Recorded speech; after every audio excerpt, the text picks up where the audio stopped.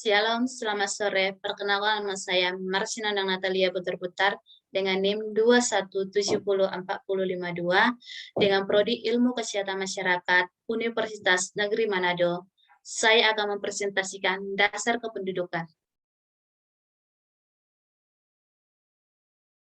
Pengertian demografi ialah mempelajari tentang penduduk terdapat tiga, yaitu fertilitas atau kelahiran, kedua mortalitas atau kematian, dan ketiga mobilitas.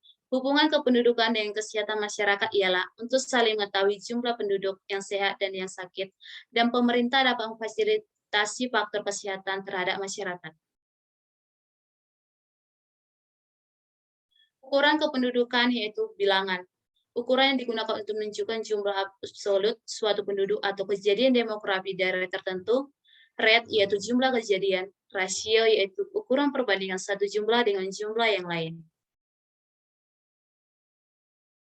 Kedua, komposisi penduduk adalah pengelompokan penduduk atas dasar kriteria tertentu yang disesuaikan dengan tujuan tertentu, misalnya secara geografis, biologis, sosial, serta ekonomi.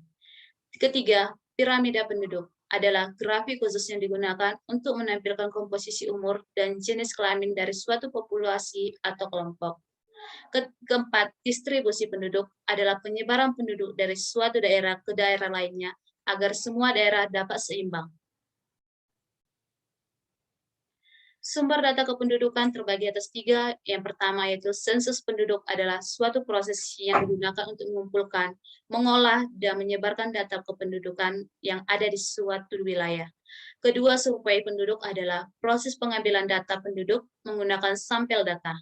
Registrasi penduduk adalah pencatatan peristiwa vital yang dilakukan secara kontinu berdasarkan laporan dari penduduk, atau di Indonesia pencatatan ini dilakukan di kelurahan. Fertilitas adalah banyaknya jumlah bayi lahir dalam suatu lingkup wilayah dengan waktu tertentu yang pada umumnya 1 tahun per 1.000 wanita. Terdapat 4, yaitu lahir hidup, lahir mati, abortus disengaja dan tidak disengaja, dan terakhir masa reproduksi.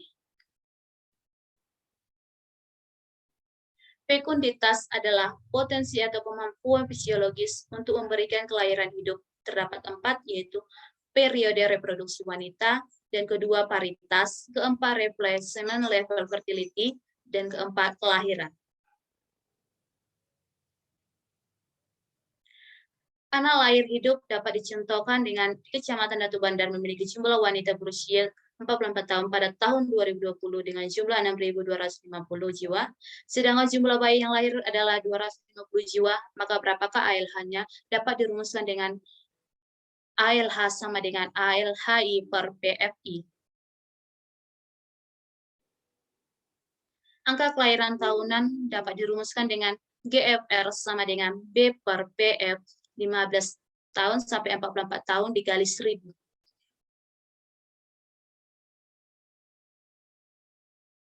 Rasio anak perempuan dapat dirumuskan dengan RAW sama dengan C 0 tahun sampai 4 tahun per W 15 tahun sampai 44 tahun dikali 100. Sekian dari presentasi saya ucapkan terima kasih. Shalom.